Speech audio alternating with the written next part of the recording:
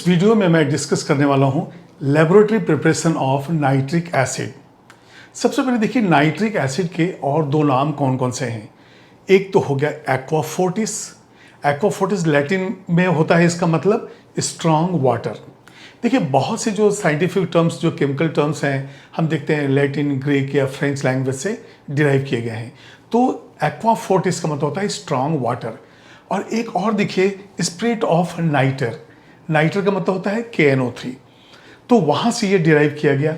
अब इस HNO3 को प्रोड्यूस करने के लिए लैब में इस तरह का जो है अरेंजमेंट होता है। देखिए ये कि रिटॉर्ट है और जो है एक वाटर बाथ के अंदर इसको हमने हीट किया है यहाँ से, और यहाँ पे KNO3 एंड H2SO4, ये नाइटर KNO3 है और कंसनट्रेटेड H2SO4 है। जब इनके बीच में रिएक्शन होगा तो देखते हैं कि क्या रिएक्शन है। ये है KNO3 प्लस H2SO4। अब ये देखिए ये कंसनट्रेटेड है। जब डाइल्यूट H2SO4 रहता है वहाँ पे सल्फेट बनता है, लेकिन जब कंसनट्रेटेड है वहाँ पे बाइसल्फेट बनता है। तो यहाँ से बन जाएगा KHSO4 और देखिए यहाँ से अब बचेगा HNO3, ये HNO3। अब ये जो KHSO4 है इसी फ्लास्क के अंदर रह जाता है और यहाँ से जो वेपर्स बनेंगे, ये वेपर्स जो है इस ट्यूब से पास हो जा रहे हैं और यहाँ पे एक रिसीवर है। इस रिसीवर के अंदर ऊपर से हम यहाँ से कोल्ड वाटर डाल रहे हैं। तो ये जो वेपर HNO3 का हो तो काफ़ी ज़्यादा टेम्परेचर पे है, लेकिन कोल्ड वाटर होने से ये कंडेंस होकर ये HNO3 बनाता है और इस तरह से वाटर कूलिंग होकर इसको हम वेस्ट वाटर बाहर निकाल लेंगे। तो ये जो है लैब प्रिपरेशन है जिसमें HNO3 के वेपर्स को हमने यहाँ पे कंडेंस किया है। इसको नोट कीजिए आप। HNO3 का मैन्युफैक्चर जो है हम दो प्रोसेस से करते हैं। एक बर्कलैंड-आइड प्रोसेस है और एक ओस्टवाल्ड्स प्रोसेस है। तो इस वीडियो में हम देखेंगे बर्कलैंड-आइड प्रोसेस क्या है। यहाँ पे देखिए ये इलेक्ट्रिक आर्क फर्नेस होता है। बर्कलैंड-आइड प्रोसेस या इलेक्ट्रिक आर्क मेथड या आर्क प्रोसेस हम कहते हैं इसको। अब यहाँ पे देखिए रॉ मटेरियल जो हमारा एयर है, तो यहाँ पे पहले हम लिखेंगे रॉ मटेरियल जो है एयर है। अब यहाँ पे देखिए ये एयर है, ये इलेक्ट्रिक आर्क फर्नेस है, ये जो है कूलर है, जो गैसेस जाएंगे इसको कूल करेगा।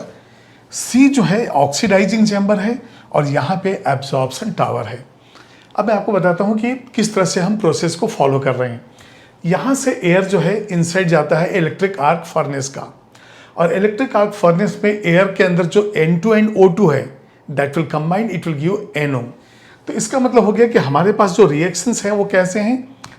पहले N2 प्लस O2 और इससे हो गया 2NO।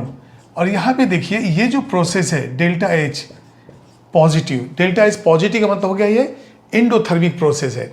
और आपको मालूम है कि endothermic process will be favoured by high temperature.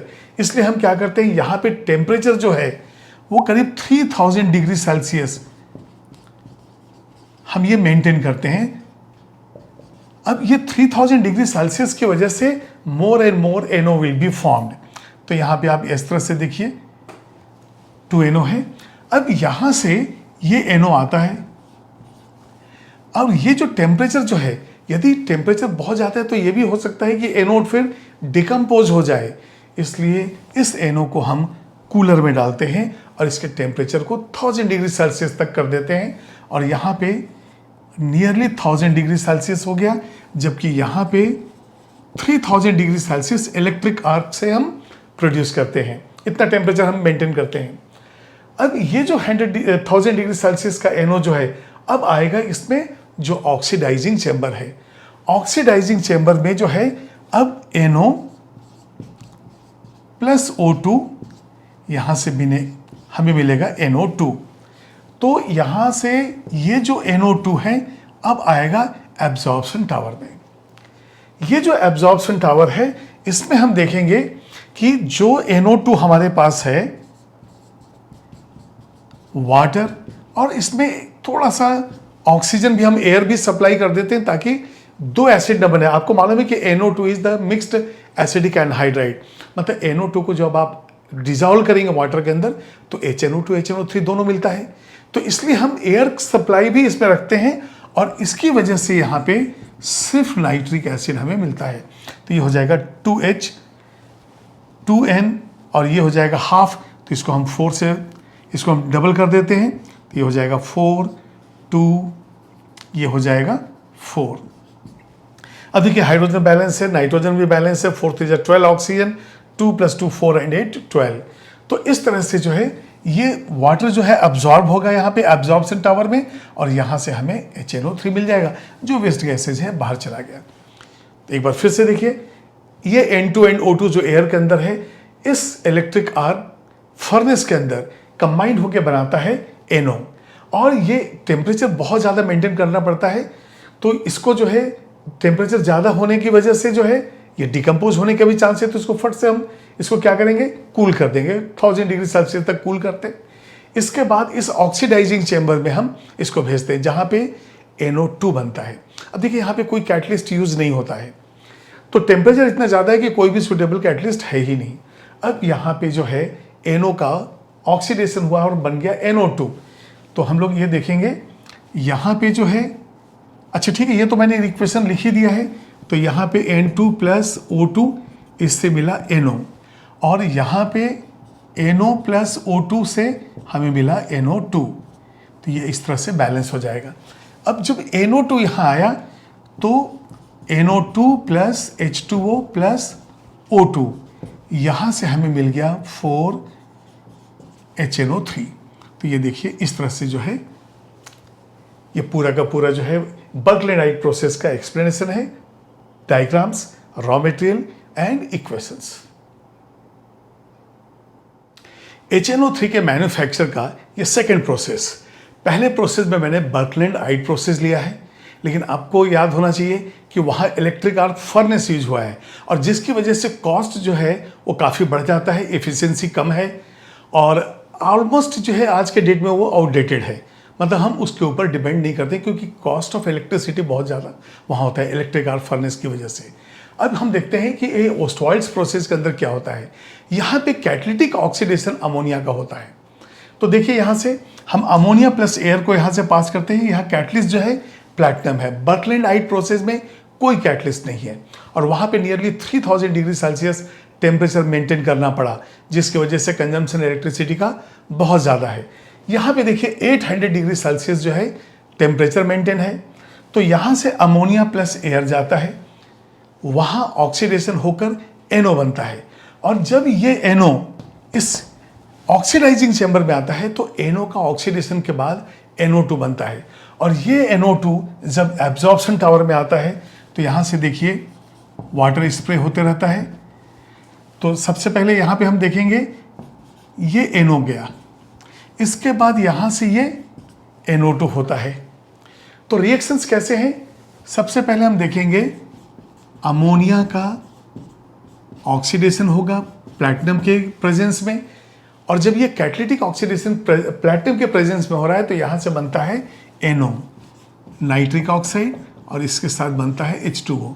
तो हम 4 नाइट्रोजन यदि ले लेते हैं तो 6 4 ज़ा, अच्छा ये 6 and 4 10, तो 5 2 ज़ा 10। ये देखिए ये जो है NO बन गया। अब ये NO कहाँ आएगा, B में। B हमारा क्या है, ऑक्सीडाइजिंग चैम्बर। तो यहाँ NO + ½ O2, चलिए अब इसको डबल कर देंगे, तो NO + O2 यहाँ से मिल जाएगा हमें 2NO2। तो B के अंदर ये रिएक्शन हो गया। ये देखिए A के अंदर ये रिएक्शन है, ये B के अंदर का रिएक्शन है। अब C में हम देखते हैं क्या होता है। जो NO2 गया, यहाँ से हम वाटर स्प्रे कर रहे हैं, तो यहाँ NO2 and O2 जो है हम भेजते हैं यहाँ पे, तो एयर सप्लाई होने से जो NO2 से HNO2 बनने का चांस है वो अब नहीं रहता है। तो यहाँ इक्वेशन आ जाएगा NO2 + H2O + O2, यहाँ से बन जाएगा HNO3।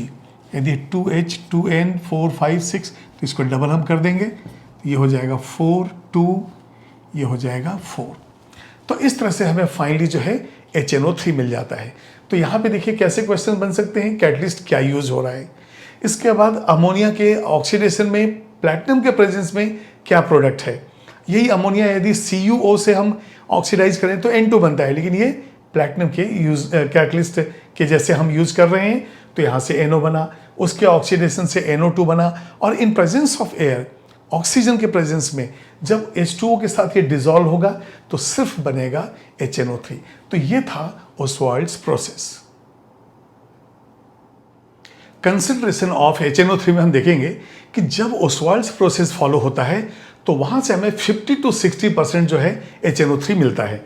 तो यहाँ पे ये देखिए, ये जो ओस्वाल्ड्स प्रोसेस है, यहाँ से हमें मिला 50 to 60%, और इस सैंपल को यदि हम डिस्टिलेशन करते हैं इसका, तो वहाँ से हमें मिल जाता है 68%। तो यदि मैं इसका डिस्टिलेशन कर दूं तो यहाँ से हमें मिल रहा है 68%। और यदि जो पहला जो ऑर्डिनरी जो हमें HNO3 मिला है, यदि इसका डिस्टिलेशन हम H2SO4 से करेंगे, H2SO4 डिहाइड्रेटिंग एजेंट है, वो वाटर निकालने की कोशिश करेगा, तो डिस्टिलेशन बाय, ये देखिए डिस्टिलेशन बाय यदि हम H2SO4 करते हैं तो ये 98% जो है हमें HNO3 मिलता है H2SO4 के साथ। और यदि इसको हम फिर से बहुत ही ज़्यादा लो टेम्परेचर पर हम फ्रीज कर दें तो ऑन फ्रीजिंग जो है ये 100% HNO3 के क्रिस्टल्स मिल जाएंगे। तो यहाँ पे हम लिख सकते हैं ऑन फ्रीजिंग ये हो गया 100% क्रिस्टल्स। अब HNO3 में एक और जो टर्म आता है वो आता है फ्यूमिंग नाइट्रिक एसिड।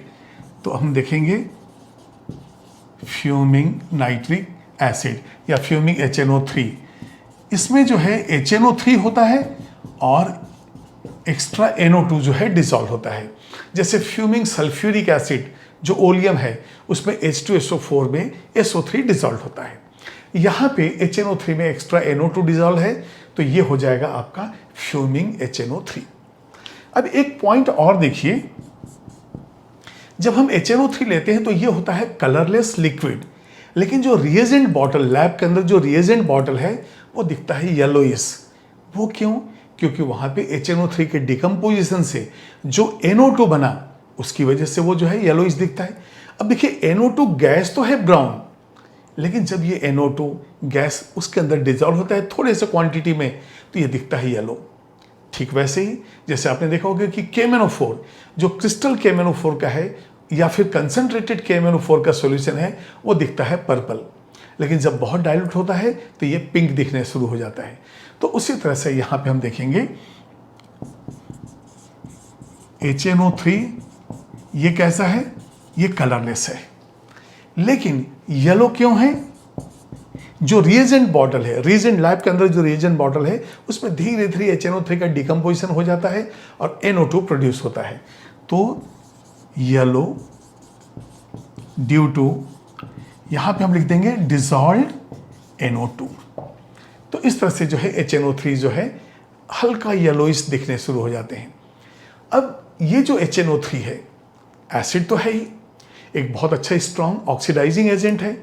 अब यहाँ पे देखिए HNO3 में जो ऑक्सीडेशन स्टेट है नाइट्रोजन का वो है +5, मतलब वो +5 से +6 तो हो नहीं सकता है, ये खुद को अपने आप को ऑक्सीडाइज कर नहीं सकता है। तो इसलिए हमेशा जो है हम देखते हैं कि HNO3 ऑक्सीडाइजिंग एजेंट है क्योंकि अपने ऑक्सीडेशन स्टेट को ये डिक्रीज करेगा। तो यहाँ पे हम देखेंगे ये एसिड है, इसके बाद जब हम HNO3 में ऑक्सीडेशन स्टेट देखते हैं ये +5 है, हाईएस्ट ऑक्सीडेशन स्टेट है, इसलिए जो HNO3 है ये हो जाएगा ऑक्सीडाइजिंग एजेंट, क्योंकि अब अपने ऑक्सीडेशन स्टेट को डिक्रीज कर सकता है, अभी इंक्रीज तो कर नहीं सकता है। तो it is only oxidising agent. ये जो है, अब ऑक्सीडाइजिंग मतलब ऑक्सीडाइजिंग और रिड्यूसिंग की बात हम कर रहे हैं। वैसे देखा ये तो नाइट्रेशन में काम आता है, नाइट्रेटिंग एजेंट है, ये एक्वारेजिया में यूज होता है। तो इस तरह से अब इसके केमिकल रिएक्शंस भी हम देखेंगे। जैसे कि मैंने आपको बताया कि रिएजेंट बॉटल में येलो कलर का जो है सॉल्यूशन अपीयर होता है। वो क्यों? क्योंकि इन प्रेजेंस ऑफ सनलाइट जब HNO3 डिकम्पोज होता है वहाँ पे NO2 प्रोड्यूस होता है। तो डिकम्पोजिशन हम देखेंगे, यहाँ पे बैलेंस्ड इक्वेशन में लिख दे रहा हूँ, यहाँ पे HDO ये सनलाइट, ये फोटोन, यहाँ से 2H2O 4NO2 एंड +O2 आ गया, तो ये बैलेंस्ड भी हो गया। तो ये है डिकम्पोजिशन, स्लो डिकम्पोजिशन, स्लोली, और ये NO2 जो प्रोड्यूस हो वो डिजॉल्व भी हो जाता है, येलो कलर का सॉल्यूशन है। तो यहाँ पे लिख देंगे HNO3 अपीयर्स येलो, और ये ड्यू टू जो है NO2 है। उसके बाद हम देखेंगे ये जो HNO3 है ये कंसंट्रेटेड और डाइल्यूट दोनों ही है, और दोनों ही जो है हमें ऑक्सीडाइजिंग एजेंट जैसा काम करते हैं। लेकिन उसके पहले हम देखते हैं ऑक्सीडाइजिंग प्रॉपर्टी के पहले जो ये एसिडिक है उसके लिए हम बेसेस के साथ रिएक्ट करके कुछ रिएक्शन देखते हैं जो न्यूट्रलाइजेशन होगा। तो यहाँ पे लिख देंगे एसिडिक इन नेचर। अब एसिडिक इन नेचर में यदि मान लिए मैं ले लेता हूँ HNO3 plus NaOH, second HNO3 आप यहाँ पे CaOH टेकन ट्वाइस ले सकते हैं। अब कैल्शियम हाइड्रोक्साइड नहीं है तो आप HNO3 CaO भी ले सकते हैं। इस HNO3 का रिएक्शन हम Na2CO3 के साथ भी कर सकते हैं। तो एसिडिक नेचर के लिए ये बेसिक कंपाउंड हमने लिया, ये खुद बेस है, ये भी बेस है, ये बेसिक इन नेचर है। और ये जो है साल्ट है, जो साल्ट जो है Na2CO3 ये सोडियम और कार्बोनिक एसिड का, sodium hydroxide and carbonic acid का साल्ट है। तो अब इनके साथ जो रिएक्शन होगा वो हम देखते हैं। तो यहाँ से देखिए ये न्यूट्रलाइजेशन रिएक्शन है, तो ये जो है OH के साथ जो है वाटर देगा, तो ये हो जाएगा NaNO3 प्लस H2O। अब यहाँ से क्या होगा CaNO3 टेकन ट्वाइस, Ca का वैलेंसी 2 है, तो ये हो जाएगा CaNO3 taken twice plus H2O, और ये हो जाएगा 2H2O। यहाँ पे भी CaNO3 टेकन ट्वाइस, तो इसका 2 लेंगे, ये हो गया calcium nitrate CaNO3 taken twice, और यहाँ से हो जाएगा H2O। जब सोडियम कार्बोनेट साथ है तो ये NaNO3 हो जाएगा, यहाँ से H2O प्लस CO2, तो 2 times of NaNO3 plus H2O and plus CO2। तो इस तरह से सोडियम नाइट्रेट प्लस, और यहाँ पे कार्बन डाइऑक्साइड गैस भी रिलीज हुआ। तो ये रिएक्शंस मैंने लिए हैं एसिडिक नेचर के लिए। अब नेक्स्ट हम देख रहे हैं कि ऑक्सीडाइजिंग प्रॉपर्टी के लिए क्या क्या होता है। यदि डाइल्यूट लेंगे HNO3 तो क्या होगा, कंसंट्रेटेड लेंगे तो क्या होगा, और रिएक्शन किस तरह से होंगे। अब नेक्स्ट हम ये देखते हैं। नाइट्रिक एसिड चाहे डाइल्यूट हो चाहे कंसंट्रेटेड हो, ये ऑक्सीडाइजिंग एजेंट जैसा काम करता है। लेकिन दोनों में क्या प्रोडक्ट का डिफरेंस है वो देखिए आप। जैसे मान लीजिए हम लोग ने यहाँ पे ये लिया HNO3 और ये है आपका डाइल्यूट, यहाँ से जो बनेगा वो H2O है प्लस NO है प्लस नेसेंट ऑक्सीजन। डाइल्यूट से NO बनेगा और कंसंट्रेटेड से NO2 बनेगा। तो यहाँ पे हम देखते हैं, यदि हमने 2 ले लिया तो 2 हो गया 2। अब ये ऑक्सीजन 6 है, 2 and 1 3, तो नेसेंट ऑक्सीजन कितना हो जाएगा 3। उसी तरह से यदि मान लिए हमारे पास कंसंट्रेटेड HNO3 है, कंसंट्रेटेड, तो यहाँ से ये प्रोडक्ट वाटर तो वैसे ही रहेगा, लेकिन NO की जगह ये बन जाता है NO2 और फिर ये नेसेंट ऑक्सीजन। हाइड्रोजन 2 है, इसको 2 टाइम्स कर देंगे हम, तो देखिए 4 1 5 6 ये बैलेंस हो गया। तो यहाँ पे सिर्फ एक ऑक्सीजन जो है प्रोड्यूस होता है। अब ये जो नॉन मेटल्स हैं, नॉन मेटल्स के कंसंट्रेशन, नॉन मेटल के ऑक्सीडेशन के लिए हमें कंसंट्रेटेड नाइट्रिक एसिड लेना पड़ेगा। डाइल्यूट से इस पर कोई एक्शन नहीं होता है। तो यहाँ पे लिख सकते हैं non metals are oxidised by concentrated HNO3। अब देखिए कंसंट्रेटेड HNO3, तो हमें जो है ये इक्वेशन लेना पड़ेगा। यहाँ जो नेसेंट ऑक्सीजन प्रोड्यूस होगा वो अब इससे रिएक्ट करेगा। तो यहाँ पे पहला हम ले लेते हैं विथ कार्बन, और यहाँ पे नॉन मेटल्स के लिए हमने कंसंट्रेटेड ले लिया है। तो पहला इक्वेशन, तो मैं ये चारों इक्वेशन को मैं पार्शियल इक्वेशन मेथड से लिख लेता हूँ ताकि एक बार आपको प्रैक्टिस हो जाए, तो बाकी इक्वेशन जो ऑक्सीडाइजिंग एजेंट है वो हम डायरेक्ट बैलेंसिंग कर सकते हैं। तो यहाँ पे देखिए विथ कंसंट्रेटेड हम क्या करते हैं, पहले HNO3 लेंगे, यहाँ से हमें मिलेगा H2O 2NO2 and plus O। ये देखिए पहला इक्वेशन ऐसा हो गया। अब ये कार्बन जो है ये क्या करेगा, हमारे पास वाटर है और नेसेंट ऑक्सीजन है, तो H2O प्लस नेसेंट ऑक्सीजन यहां से बनाएगा कार्बोनिक एसिड, ये हो गया H2CO3। ये देखिए जब H2CO3 बना तो यहां पे ऑक्सीजन जो है, अभी देखिए H2C ऑक्सीजन एक है यहां पे, तो हमें कितना चाहिए 2, हमें चाहिए 2। इसका मतलब हो गया कि फर्स्ट इक्वेशन जो है हमें मल्टीप्लाई करना पड़ेगा 2 से, क्योंकि हमें नेसेंट ऑक्सीजन को कैंसिल करना है, क्योंकि फाइनल इक्वेशन जाएगा उसमें नेसेंट ऑक्सीजन नहीं होना चाहिए, क्योंकि ये तो प्रोड्यूस होगा और तुरंत ही कंज्यूम हो जाएगा। तो इसको देखिए H2CO3 बना, तो ये 2O के लिए ये ऑलरेडी बैलेंस्ड इक्वेशन है, इसमें हम 2 से मल्टीप्लाई करेंगे, तो ये हो जाएगा 2, ये हो जाएगा 4, ये 2 और ये हो जाएगा 4। अब यहाँ पे ये 2O और ये 2O हम कैंसिल कर सकते हैं, ये वाटर वाटर को एडजस्ट कर लेंगे, तो यहाँ पे हो जाएगा C+4HNO3 और यहाँ से जो प्रोडक्ट बन रहा है वो है H2CO3।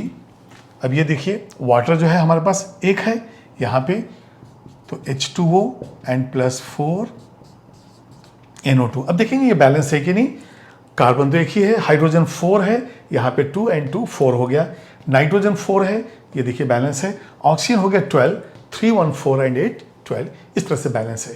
तो अब हम देखेंगे कार्बन ये बनाया H2CO3, तो फास्फोरस बनाएगा H3PO4, ये बनाएगा H2SO4 और ये बनाएगा हाइड्रोआयोडिक एसिड HiO3।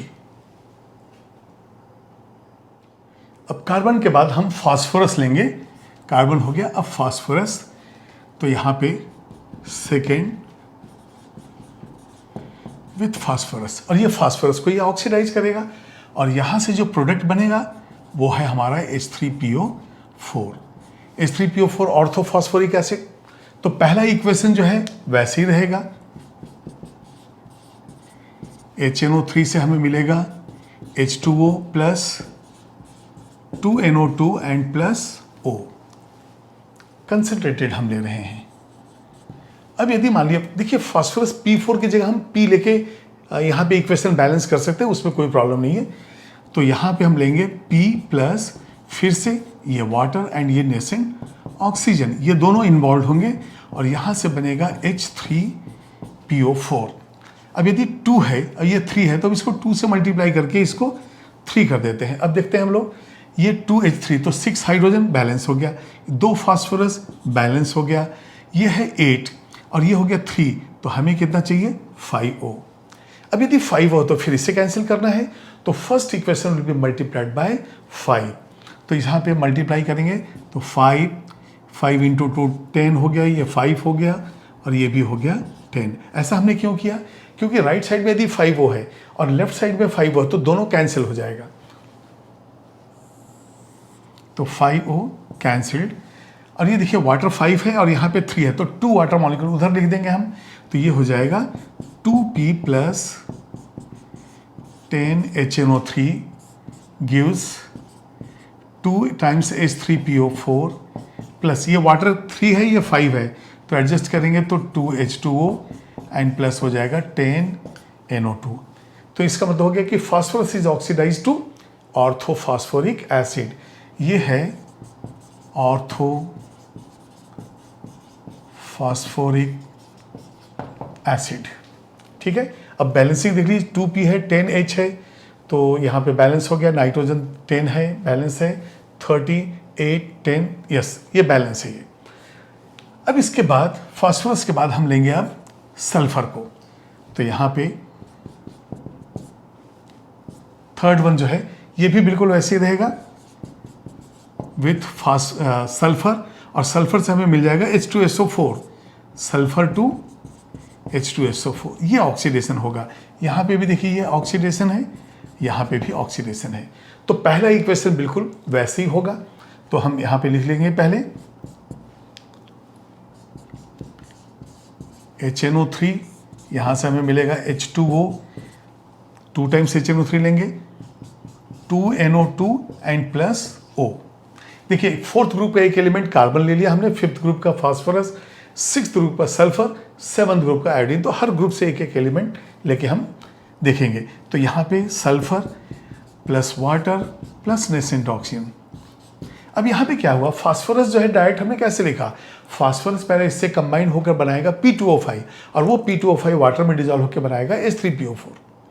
उसी तरह से ये सल्फर इस ऑक्सीजन के साथ बनाएगा SO3 और वो SO3 जब वाटर में डिजॉल्व होगा तो बनाएगा H2SO4। वो दोनों इक्वेशन को हमने क्लब कर दिया कि SO से भी रिएक्ट कर रहा है और H2O से भी ऐसा, तो यहाँ पे बन जाएगा H2SO4। देखिए H2S एक ऑक्सीजन तो हमें लेना पड़ेगा यहाँ पे 3 ऑक्सीजन, तब जाके ये H2SO4 होगा। तो 3O का मतलब ही हो गया कि आपको फर्स्ट इक्वेशन में मल्टीप्लाई कितने से करना है, 3 से। क्यों, यहाँ पे O 1 ही है तो आप 3 से मल्टीप्लाई कीजिए तो 3, ये हो जाएगा 6, ये 3, ये भी हो जाएगा 6। अब यहाँ पे हम इक्वेशन को देखेंगे, वाटर को हम ऐसा एडजस्ट कर लेंगे यहाँ पे, तो ये हो जाएगा सल्फर प्लस 6HNO3, ये 3O कैंसिल, हर जगह नेसेंट ऑक्सीजन हम कैंसिल कर देते हैं, तो यहां से बन जाएगा H2SO4, वाटर जो है 2H2O हो जाएगा और इसके साथ मिलेगा हमें 6NO2। मतलब ब्राउन, ये जो NO2 है ब्राउन का वेपर है, ब्राउन कलर का वेपर है, तो टेस्ट ट्यूब के अंदर से ये ब्राउन कलर दिखेगा आपको। तो हाइड्रोजन 6 है, 2 4 6 balance, 6 nitrogen, oxygen 18, 4 to 6 and 12 18, ये बिल्कुल बैलेंस हो गया। तो अब इसके बाद हम देखेंगे आयोडीन को, ये क्या है, सल्फ्यूरिक एसिड, ये क्या है, ऑर्थोफॉस्फोरिक एसिड। तो ये सल्फ्यूरिक एसिड आप लिख लेंगे, बहुत कॉमन है। इसके बाद जब हम आयोडीन का रिएक्शन कंसंट्रेटेड HNO3 के साथ करते हैं तो I2 जो है वो आयोडिक एसिड में कन्वर्ट हो जाता है और ये रिएक्शन भी ऑक्सीडेशन है। क्यों, देखिए 0 और यहाँ पे कितना आ गया, +5, तो इंक्रीज इन ऑक्सीडेशन स्टेट जो है वो ऑक्सीडेशन है। अब इसमें हम पार्शियल इक्वेशन मेथड से हम देखते हैं कैसे सॉल्व होता है। यहाँ पे देखिए HNO3, जो पहले इक्वेशन लिखते हैं वैसे लिख देंगे, H2O + 2NO2 and plus nascent oxygen. जो सेकेंड इक्वेशन होगा उसके अंदर I2 के साथ नेसेंट ऑक्सीजन यूज होगा, तो ये देखिए I2 प्लस, अच्छा वाटर तो होगा ही यहाँ पे, और यहाँ से हमें प्रोडक्ट जो मिलने वाला है ये हो गया HiO3 आयोडिक एसिड। जो HiO4 होता है वो होता है पर आयोडिक एसिड, ये सिर्फ है आयोडिक एसिड। अब यहाँ पे 2 आयोडीन है बैलेंस, 2 हाइड्रोजन भी बैलेंस, ये 2 3 6 है, एक यहाँ पे है, इसका मतलब हमारे पास नेसेंट ऑक्सीजन कितना यूज होगा, 5। सेकेंड इक्वेशन बैलेंस है लेकिन 5O प्रोड्यूस है और फर्स्ट इक्वेशन में सिर्फ एक ही प्रोड्यूस है, तो हमें क्या करना पड़ेगा, मल्टीप्लाई करना पड़ेगा 5 से। तो चलिए फर्स्ट इक्वेशन को 5 से मल्टीप्लाई कर देते हैं, तो 5, ये कितना हो जाएगा 10, 5, ये भी हो जाएगा 10। तो अब जो इक्वेशन हम लेंगे उसमें 5O तो पहले कैंसिल कर देंगे और देखिए वाटर को एडजस्ट करेंगे यहाँ पे, तो ये हो जाएगा I2 + 10HNO3, प्रोडक्ट में लिख देंगे 2HiO3 और वाटर को एडजस्ट करने से हो जाएगा ये +4H2O और +10NO2। तो एक बार चेक कर लेंगे बैलेंसिंग, आयोडीन 2 बैलेंस है, 10 हाइड्रोजन, 8 × 10 नाइट्रोजन, 10 बैलेंस, 30, तो ये हो जाएगा 6 4 10 and 20 30, बिल्कुल ये बैलेंस हो चुका है और ये आयोडिक एसिड जो है हमारा यहाँ पे बन गया। तो ये आयोडीन से आयोडिक एसिड का जो है कन्वर्सन है। ये जैसे नॉन मेटल के साथ रिएक्ट किया वैसे ही जो है हॉट एंड कंसंट्रेटेड जो HNO3 है वो यूज होगा मेटलाइट्स को ऑक्सीडाइज करने के लिए। अब यहाँ पे देखिए मैंने 3 इक्वेशन जो है दे दिया और ये डायरेक्ट इक्वेशन मैंने दे दी है, जैसे इसके पहले इक्वेशन में पार्शियल इक्वेशन था वैसे यहाँ पे। तो चलिए एक काम करता हूँ, मैं एक जो है एक्सप्लेन कर देता हूँ पार्शियल इक्वेशन ताकि आप बाकी को एडजस्ट कर सकें। यहाँ पे यदि मैं लेता हूँ HNO3, तो ये देखिए H2O + NO2 + O।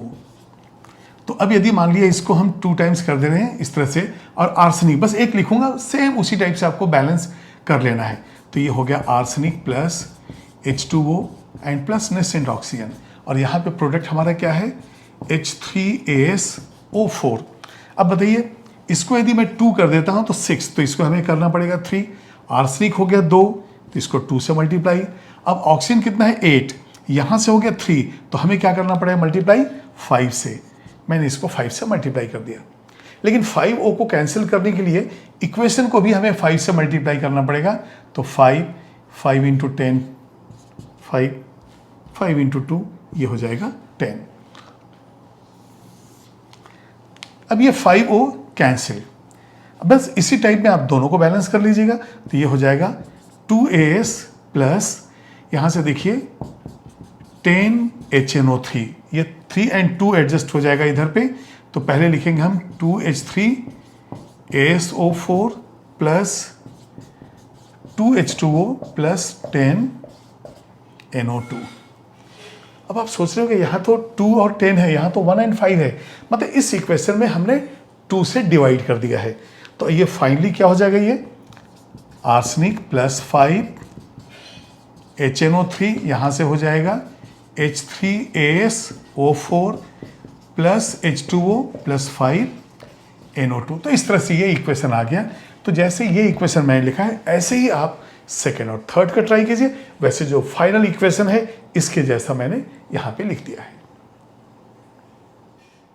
अब ऑक्सीडाइजिंग प्रॉपर्टी में हम कुछ कंपाउंड्स लेंगे और इन कंपाउंड्स का ऑक्सीडेशन देखेंगे कैसे होता है। अब जैसे मान लिए H2S है, तो H2S सल्फर का ऑक्सीडेशन स्टेट कितना है -2। अब यदि सल्फर हो जाए तो ऑक्सीडाइज हो गया। तो जब हम H2S गैस को हॉट एंड कंसंट्रेटेड या कंसंट्रेटेड HNO3 में हम पास करते हैं तो वहाँ पे हमें मिलता है कोलाइडल सल्फर। ये कई एग्जाम्स में पूछा गया है कि H2S passed in concentrated HNO3 then which of the following is produced.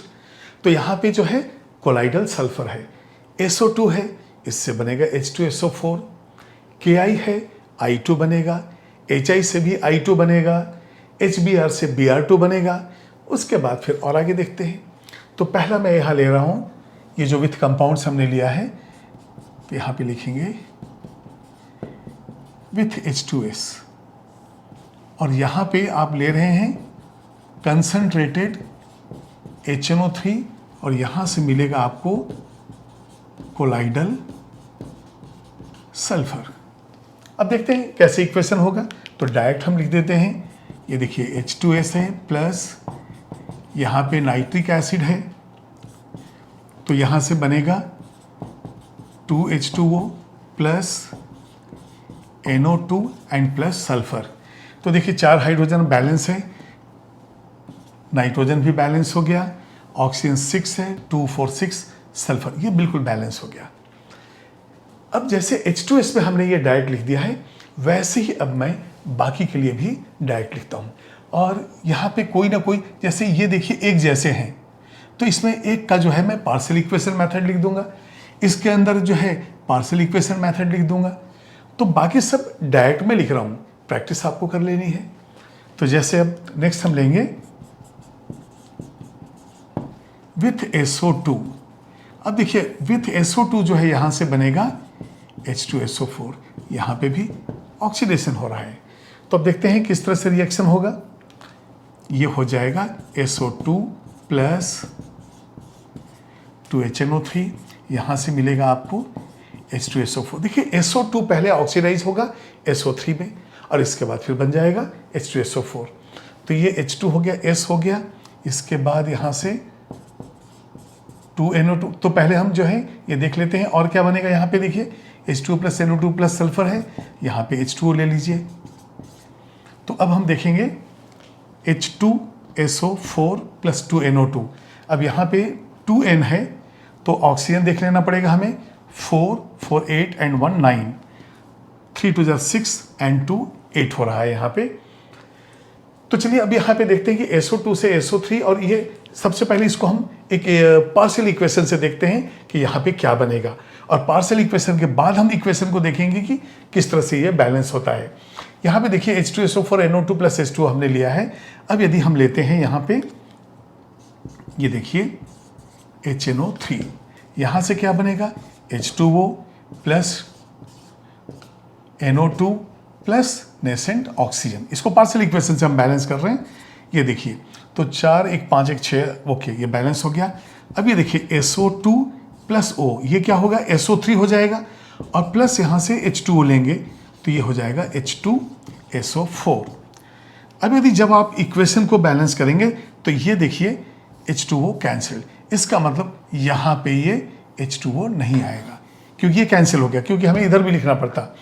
तो अब जो फाइनल इक्वेशन है वो आपका है 2HNO3 प्लस SO2, ये O कैंसिल हो गया और यहाँ पे बनेगा H2SO4 प्लस 2NO2।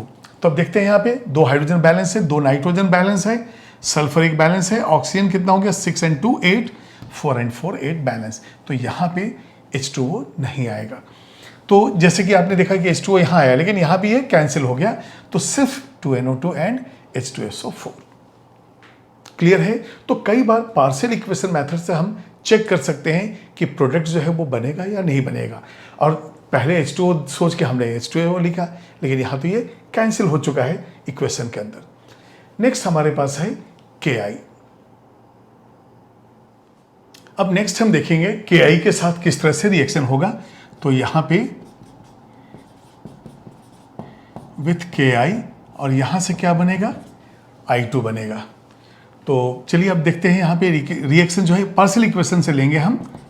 तो ये HNO3 है, यहाँ से H2O plus NO2 plus O 2 times इस तरह से हो गया। अब जब KI हम लेंगे तो ये HNO3 एक बार फिर से यहाँ पे यूज होगा, KNO3 और नेसेंट ऑक्सीजन है ही हमारे पास, तो यहाँ से बनेगा KNO3 पोटेशियम नाइट्रेट। अब बताइए यदि पोटेशियम नाइट्रेट मिनरल फॉर्म में तो हम क्या कहते हैं? ये बे ऑफ बंगाल में मिलता है इसलिए इसका नाम है बंगाल सॉल्टपीटर या फिर इंडियन सॉल्टपीटर। जैसे चिली में जो मिला NaNO3 चिली सॉल्टपीटर। तो चलिए ठीक है, ये पोटेशियम नाइट्रेट हमने ले लिया, KNO3 हो गया। इसके बाद जो है यहाँ पे ये देखिए H2O आ जाएगा और फाइनली जो है ये I2 में कन्वर्ट हो गया। तो यहाँ पे 2 लेना पड़ेगा, 2 टाइम्स। अब देखते हैं बैलेंसिंग। 2 पोटेशियम बैलेंस है, 2 हाइड्रोजन भी बैलेंस है, 2 नाइट्रोजन भी बैलेंस है। ऑक्सीजन जो है, अच्छा I2 हो ही गया। ऑक्सीजन जो है यहाँ पे 6 and 1 7 है, यहाँ पे 6 7 7 बैलेंस है। इसका मतलब हमें किसी से मल्टीप्लाई यहाँ करने की ज़रूरत नहीं है, आप इसको कैंसिल कर सकते हैं। तो अब फाइनल इक्वेशन क्या बनेगा, 2KI प्लस 2 into 4HNO3 और बाकी अब ऐड कर दीजिए वाटर को यहाँ पे। तो ये हो जाएगा 2KNO3 plus 2H2O plus 2NO2 और प्लस हो जाएगा ये I2। एक बार फाइनल आंसर को चेक करेंगे। पोटेशियम मुझे बैलेंस दिख रहा है, I2 भी, हाइड्रोजन 4, ऑक्सीजन 12, 6 8 4 12, यस बैलेंस है ये। तो KI is oxidise to iodine. तो यहाँ पे ऑक्सीडेशन हुआ क्योंकि ये -1 है, अभी ये 0 हो गया। उसी तरह से HI एंड HBr को अब मैं डायरेक्ट लिख देता हूँ। तो नेक्स्ट हम लिखेंगे यहाँ पे विथ HI, यहाँ से बन जाएगा I2। अब I2 बनेगा तो इसको 2 टाइम्स हम ले लेंगे। तो यहाँ पे हम लेते हैं HNO3 प्लस HI। अब यहाँ से बन जाएगा H2O प्लस NO2 और प्लस हो जाएगी ये I2। देखिए I2 है तो इसको 2 कर दीजिए आप, ये तो 2 पहले से होता है। तो अब हाइड्रोजन देखेंगे 2 + 2 4, तो इसको 2 टाइम्स कर दीजिए। नाइट्रोजन 2 बैलेंस है, अब आयोडीन भी बैलेंस है। ऑक्सीजन जो है 6 है तो 2 4 6 ये बैलेंस हो गया। इसका मतलब जो HI हाइड्रो आयोडिक एसिड जो है ये I2 में कन्वर्ट हो गया। ठीक है, तो ये HI I2 कन्वर्ट हो गया। इसके बाद हम देखते हैं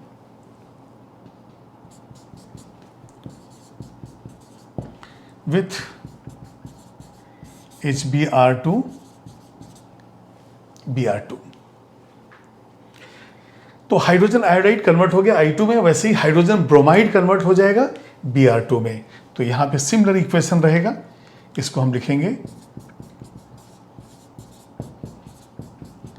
HBr ले लेंगे, यहां से हो जाएगा ये इस तरह से जो है ये HBr और HI का जो है एक जैसा रिएक्शन हो गया। यहां हमने इसको कंप्लीट किया।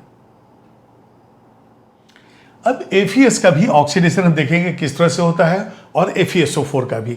तो सबसे पहले हम लोग लेंगे विथ FeS।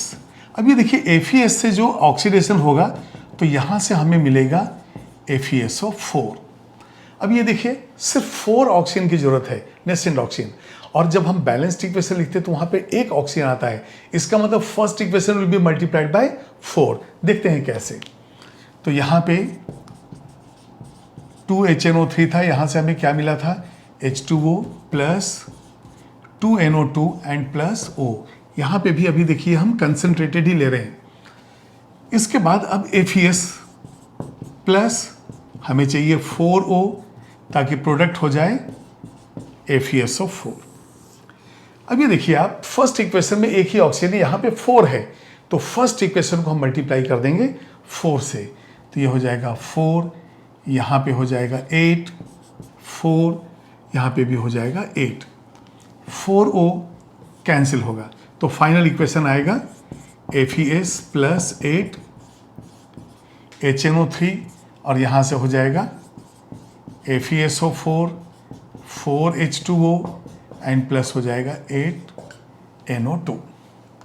तब देख लेते हैं, यहाँ पे 8 हाइड्रोजन बैलेंस है, 8 नाइट्रोजन भी बैलेंस है, 24। यस। अब इसके बाद हम लेंगे FeSO4 का।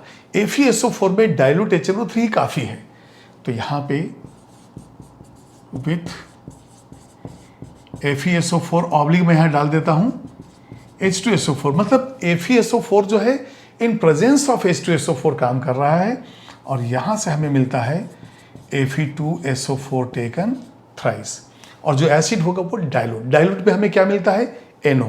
तो देखते हैं उसका, तो ये हो जाएगा HNO3, यहाँ से हमें मिलेगा H2O plus NO and plus nascent oxygen. ये 2 हो गया, तो 2 1 3, तो ये हो जाएगा 3।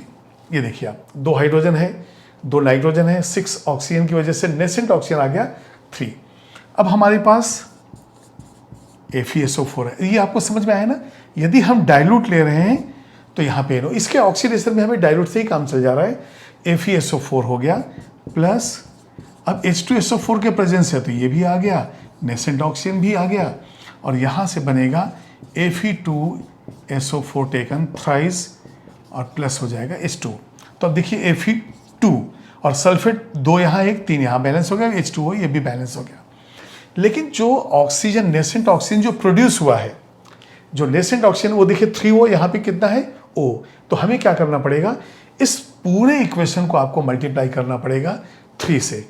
तो एक काम करते हैं, इसको 3 से अभी तक आपने देखा कि फर्स्ट इक्वेशन को हम मल्टीप्लाई कर रहे थे, जैसे यहाँ पे हमने किया था, यहाँ पे इस पे हमें करना है, तो ये हो जाएगा 3H2O 3 Fe2SO4 टेकन थ्राइस, ऐसे ही 3 हो जाएगा, और ये हो जाएगा 6।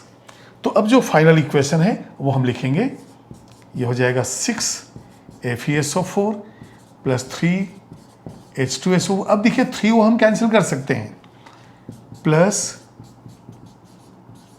2HNO3, यहाँ से हमें मिल रहा है 3 Fe2SO4 टेकन थ्राइस, ये हो जाएगा 4H2O एंड प्लस 2NO। अब हमें एक बार देखना पड़ेगा फाइनल बैलेंसिंग, 6 है, सल्फेट जो है 3 एंड 6 9, 3 3 9 बैलेंस है, हाइड्रोजन 6 एंड 2 8 बैलेंस है, ऑक्सीजन ये सल्फेट तो हो ही चुका है, यहाँ पे 6 4 एंड 2 6, यस बिल्कुल बैलेंस है।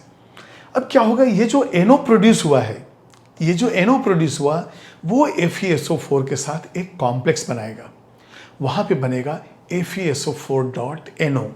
और जैसा कि मैंने पहले वीडियो में मैंने बताया है एक जगह कि ये जो NO है वो एक कॉम्प्लेक्स बनाता है, और नाइट्रेट साल्ट के टेस्ट के लिए जब ब्राउन रिंग बनता है तो उसका मैंने एक वीडियो में आपको ये भी बताया है कि उसका डाइपोल मोमेंट कितना है, उसका जो है मैग्नेटिक मोमेंट कितना है, वो सारी चीज़ें हमने एक्सप्लेन किया है। तो अब इसको लिख लीजिए कि 2NO this will react with FeSO4 to give the complex.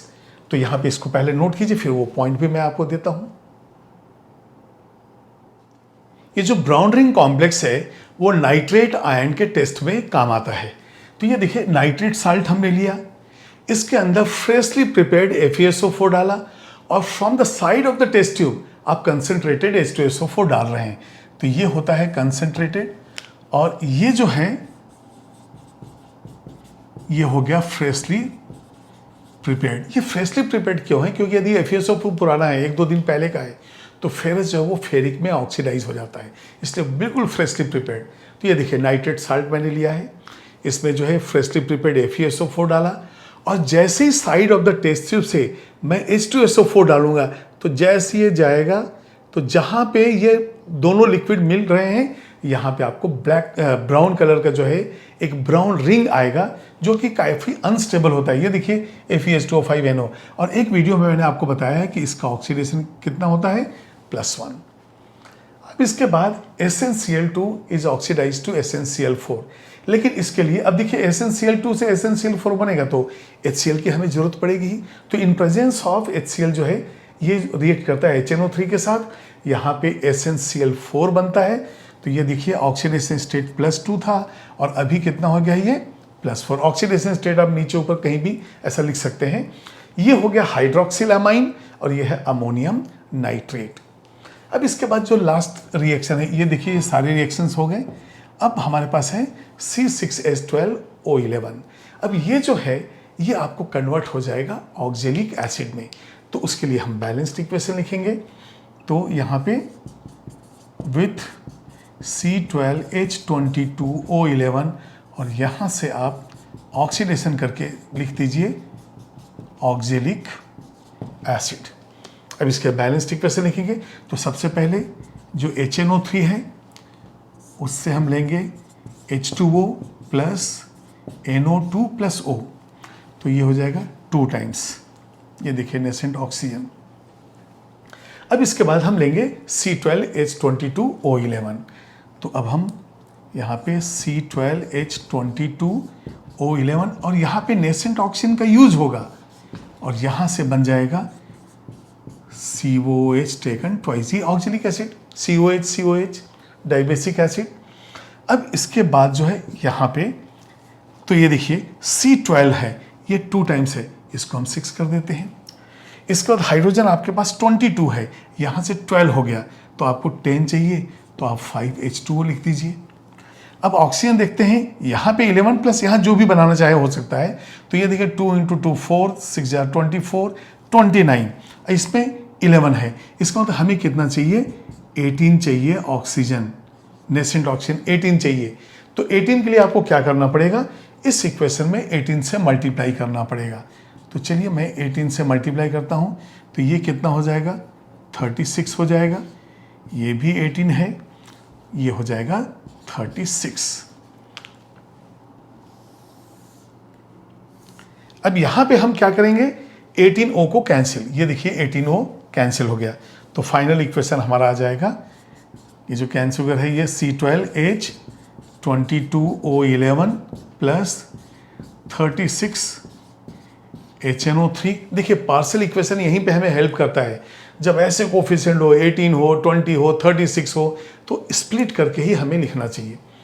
तो यहाँ पे हो जाएगा 6 times COOH taken twice plus, अब ये देखिए हो जाएगा 23 वाटर, 36 NO2, तो ये देखिए 18 5 23 हो गया, और ये 36 NO2, तो इस तरह से 18 ये कैंसिल है। अभी एक बार चेक कर लेते हैं, 12 है, हाइड्रोजन हमारे पास 36, तो 12 एंड 36 यहाँ पे हो गया 58, तो यहाँ पे देखें 12 इसका 46 30, यस ठीक है ये। तो इस तरह से ये पूरा बैलेंस हो गया। अब इसको लिखिए, तो ये सारे जो है कंपाउंड्स थे जिसको हमने HNO3 से ऑक्सीडाइज किया है।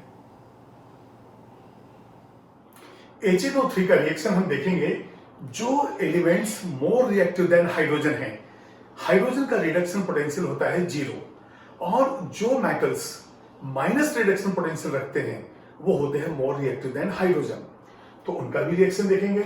और जो लेस रिएक्टिव मेटल होते हैं इनका रिडक्शन पोटेंशियल होता है पॉजिटिव, क्योंकि हर बार हम कंपेयर करते हैं हाइड्रोजन से जिसका रिडक्शन पोटेंशियल 0। तो मोर रिएक्टिव में जिंक के साथ देखिए ये 5 तरह के रिएक्शंस होते हैं। कई बार एग्जामिनर पूछता है डाइल्यूट के साथ क्या बनेगा, कंसंट्रेटेड के साथ क्या बनेगा। अब वो डाइल्यूट और कंसंट्रेटेड के चक्कर में हम कई बार कंफ्यूज हो जाते हैं। तो आपके ऑप्शन जो है मोस्ट कॉमन क्या रहेगा, NO, NO2, N2O। अब ये जो N2 है इसकी जगह कई बार NH4NO2 भी दिया रहेगा। क्यों? क्योंकि NH4NO2 से ही हमें N2 मिलता है। तो एग्जामिनर यदि परसेंटेज के अनुसार दे दे तो बहुत ही इजी रहेगा। तो यहां पे देखिए आप, ये जो दिख रहा है 3 to 10%, ये काफी वेरी डायल्यूट के अंदर आता है, तो वहां पे NH4NO3 भी आ सकता है इस तरह से। और ये भी मानो कि NH4NO3 थोड़ा सा हीट करेंगे तो कंसंट्रेशन भी बढ़ जाएगा और प्रोडक्ट भी हो जाएगा N2O। तो सिर्फ N2 के केस में आप याद रखिए, या तो N2 या तो NH4NO2 दिया रहेगा। तो अब देखिए 3% जब है तो NH4NO3 है, उसके बाद वहां पे जब हम इसको डिकम्पोज करेंगे तो हीट करेंगे तब तक कंसंट्रेशन बढ़ जाएगा। यदि 10% है तो यहाँ पे नाइट्रोजन है, इसका 20% में N2O है। और फिर अब यहाँ जो है ये डायलूट एंड कंसंट्रेट, ये सब डायलूट वेरी डायलूट उसके अंदर थे। तो जब हम HNO3 डायलूट लेते हैं तो NO होता है और कंसंट्रेटेड लेते हैं तो NO2 होता है। तो अब मैं ये पूरे 5 रिएक्शंस दे रहा हूं, एग्जामिनर जैसा क्वेश्चन करे उसके अनुसार हमारा आंसर होगा। अब ये बैलेंस्ड इक्वेशन है जिसमें कि आप देख रहे हैं कि ZnNO3 टेकन ट्वाइस ये कॉमन है, H2O ये वाटर भी कॉमन है, इसलिए मैंने यहां लिखा है ZnNO3 taken twice and water common है। अब ये जो प्रोडक्ट्स बने हैं, अब कई बुक्स में आप देखेंगे कि 6% दिया है, कहीं पे 3, इसलिए मैंने रेंज दे दिया 3 to 6%। ये 10%, 20%, 30 एंड 60 to 70% ऐसे रहते हैं, तो 60 भी 70 भी।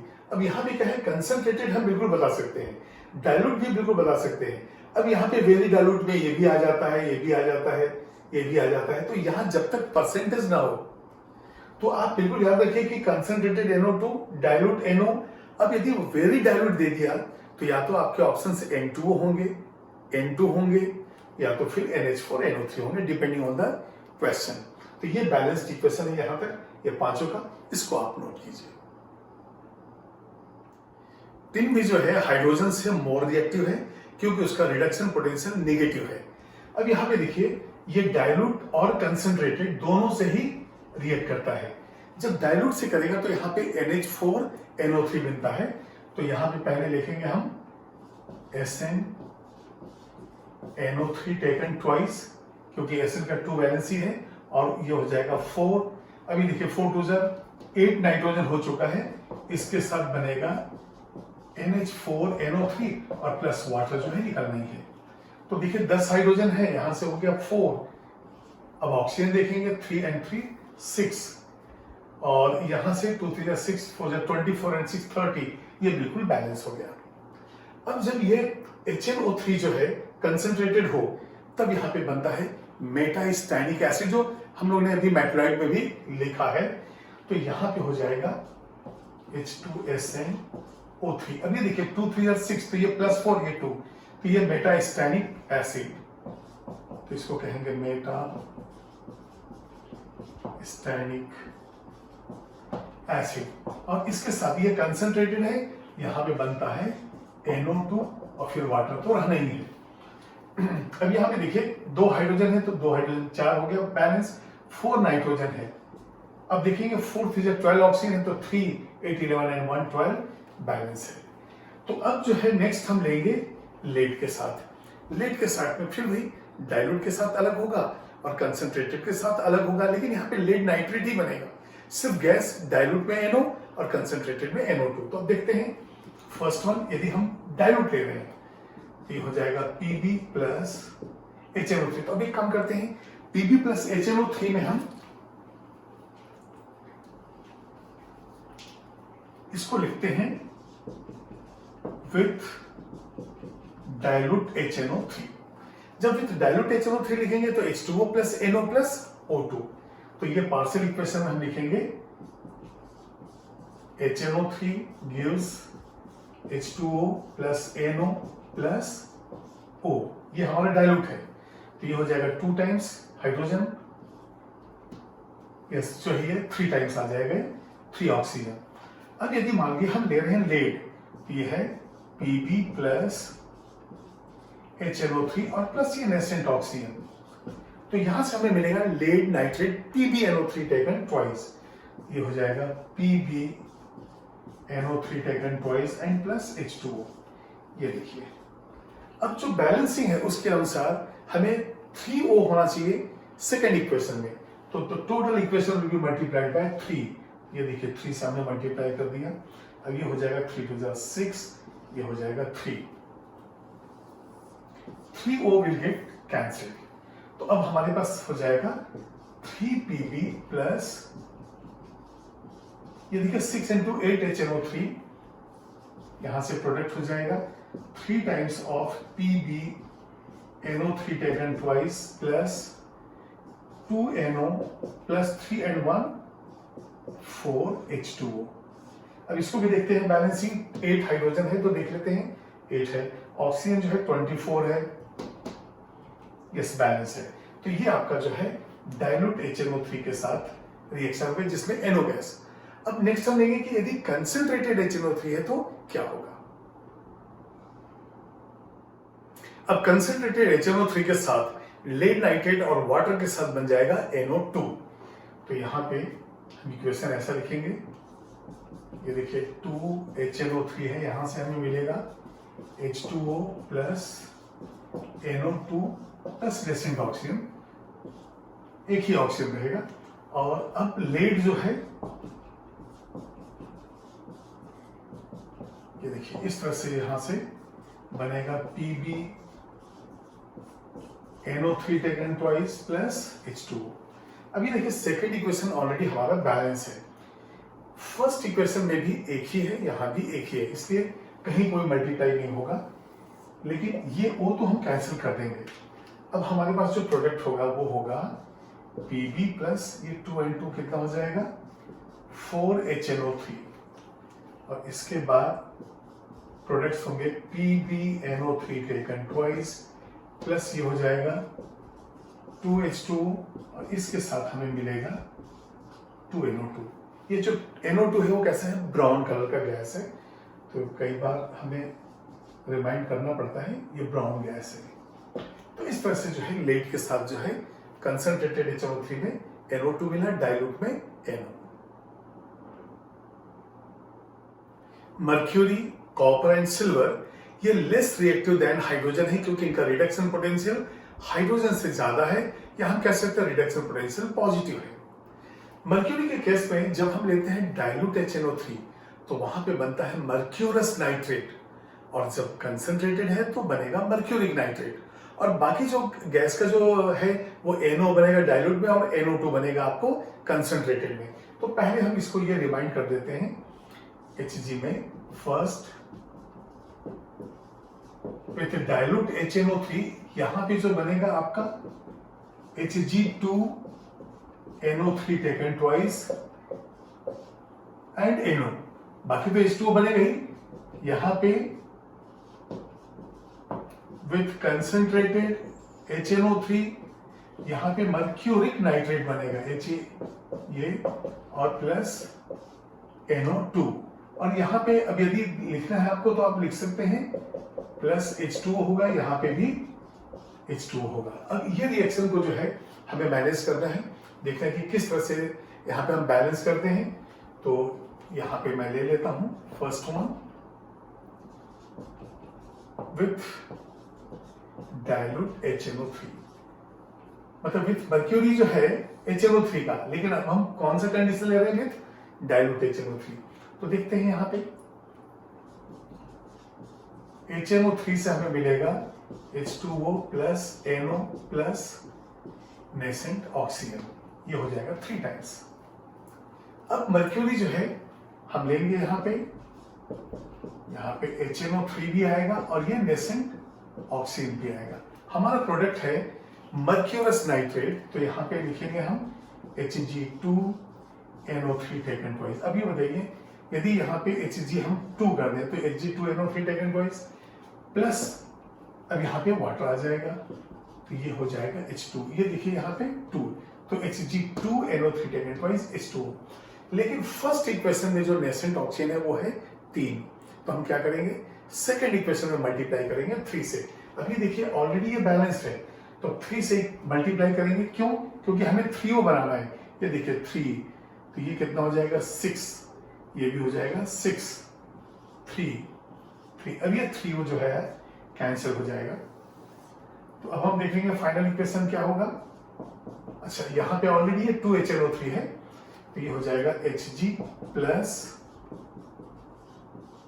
8HNO3, यहां से प्रोडक्ट हो गया 3Hg2, ये देखिए Hg2NO3 टेकन ट्वाइस,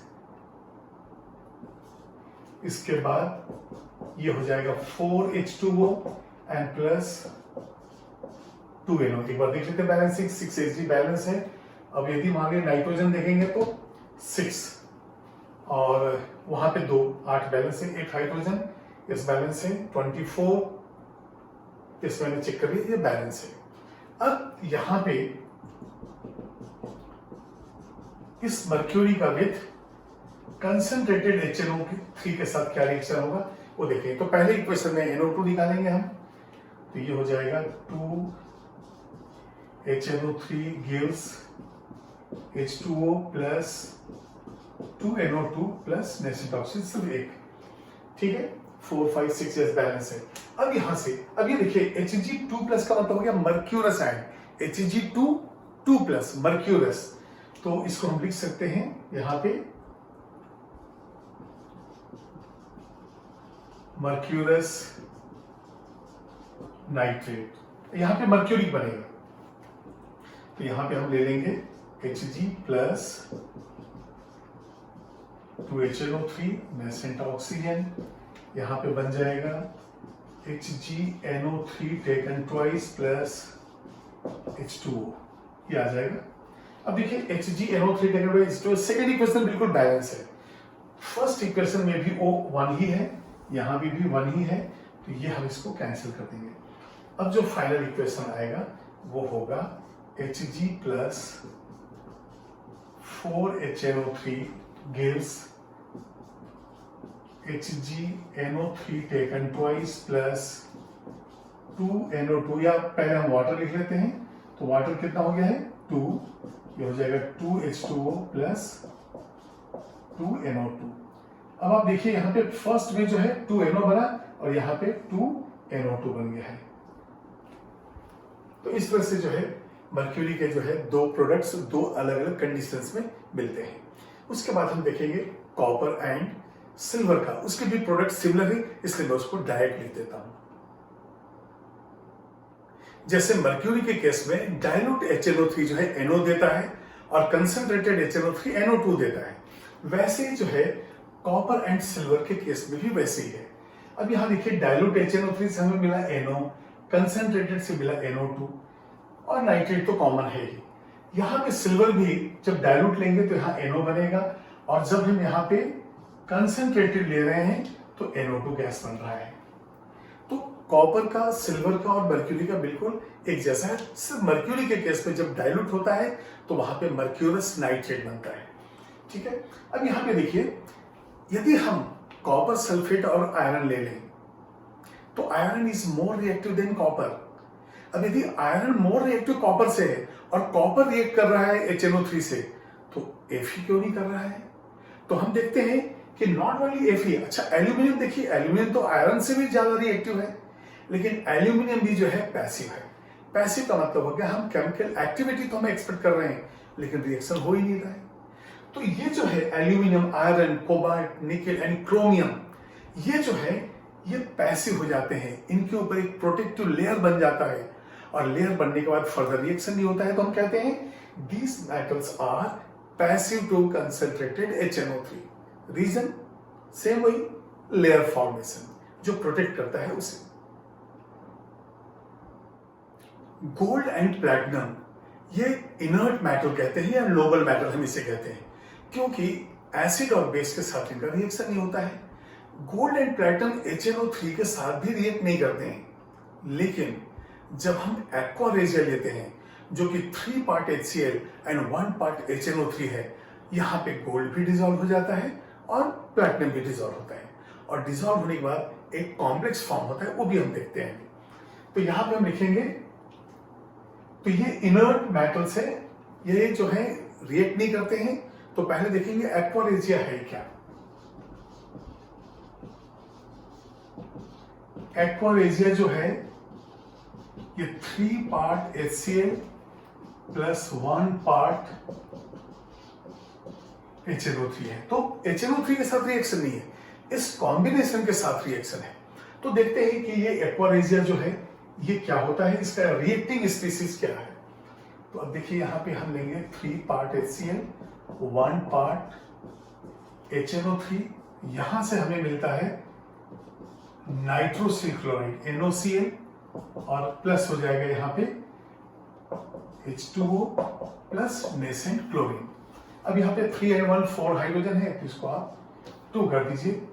तो अब ये जो है N जो है एक ही है, तो यहां से एक क्लोरीन, तो इसको 2 कर देंगे तो 3 क्लोरीन बैलेंस हो जाएगा।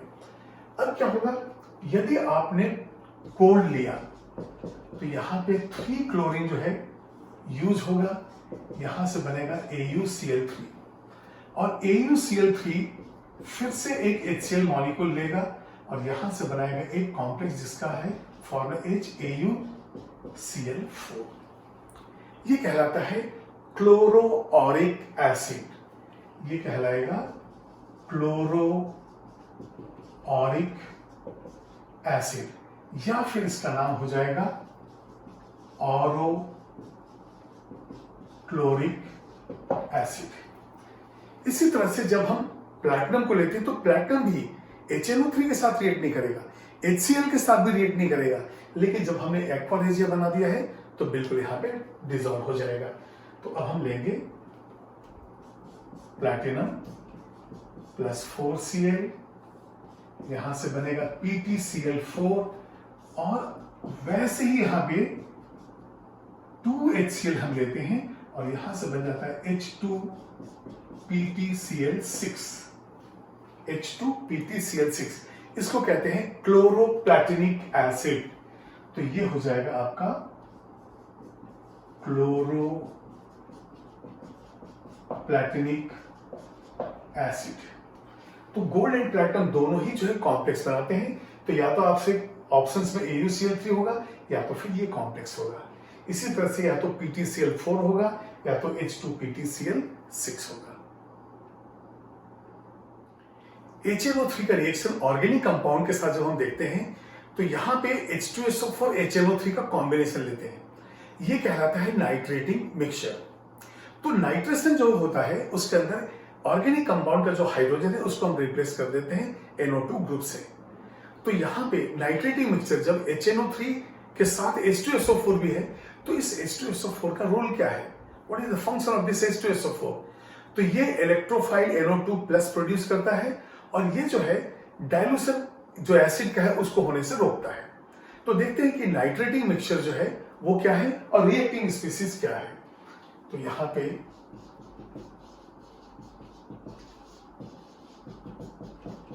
जो नाइट्रेटिंग मिक्सचर है वो हमारे पास है HNO3 एंड प्लस H2SO4। अब देखते हैं यहां पे किस तरह से इलेक्ट्रोफाइल प्रोड्यूस होता है। HNO3 को हम लिखेंगे HONO2, ये देखिए ये माइनस और ये है प्लस। उसी तरह से यहां पे 2 टाइम्स ऑफ H2SO4 लिखते हैं और यहां से हो जाएगा आपका NO2 प्लस, ये देखिए NO2 प्लस आ गया। यहां से हम लेंगे 2 टाइम्स ऑफ HSO4 माइनस। तो अब देखिए यहां पे 4 में से 2 बच गया है, तो 2 और ये HO ये हो जाएगा H3O प्लस। तो यहां पे आप देख रहे हैं कि 2 पॉजिटिव और 2 निगेटिव है। हाइड्रोजन को चेक करते हैं 4 and 1 5, 2 and 3 5। ऑक्सीजन चेक करते हैं 2 3 and 8 11, 4 2 8 2 10 and 1 11, ये बैलेंस हो गया। अब ये जो NO2 प्लस है यही नाइट्रेशन में यूज होगा। यहां पे TNT, TNB, ये सब TNG, ये सारे प्रोडक्ट्स जो है नाइट्रेशन के दौरान बनते हैं। अब जब ये इलेक्ट्रोफाइल NO2 प्लस बन जाता है तो अब देखिए बेंजीन के केस में इस हाइड्रोजन को रिप्लेस करता है ये NO2, और जब नाइट्रोबेंजीन बनेगा तो ये H एंड ये OH मिलके यहाँ पे जो है वाटर बनाएगा। तो यहाँ जब हम फिनॉल लेते हैं तो फिनॉल में हमारा जो प्रोडक्ट होता है वो ट्राई नाइट्रोफिनॉल होता है और इसको हम कहते हैं पिक्रिक एसिड। इसी तरह से हम ग्लिसरीन या ट्राई हाइड्रोक्सी जो ये है अल्कोहल, ये ग्लिसरॉल है, जब इसका नाइट्रेशन करते हैं तो हमें मिलता है नाइट्रोग्लिसरीन, इसको नोट कीजिए। डाइल्यूट नाइट्रिक एसिड इस टॉलिन को कन्वर्ट करता है बेंजोइक एसिड में। तो सबसे पहले देखेंगे कि HNO3 डाइल्यूट जब हम लेते हैं तो किस तरह से नेसेंट ऑक्सीजन प्रोड्यूस होता है। तो H2O plus NO plus O, ये देखिए 2 टाइम्स, तो यहां पे ये हो जाएगा 3 नेसेंट ऑक्सीजन। जब हम टॉलिन लेंगे, यहां पे देखिए ये टॉलिन हो गया, और इसके बाद यहां से 3 नेसेंट ऑक्सीजन हम यूज करते हैं। तो यहां पे बेंजोइक एसिड में COH हम लिखेंगे, ये देखिए COOH। तो 2 ऑक्सीजन यहां यूज हो गया। अब जो 2 हाइड्रोजन बचा हुआ है, इससे मिल जाएगा हमें H2O। तो ये आपका प्रोडक्ट है बेंजोइक एसिड। तो इस तरह से टॉलिन टू बेंजोइक एसिड ये प्रोसेस हो गया ऑक्सीडेशन। तो ये ऑक्सीडेशन ऑफ टॉलिन हमने लिखा है।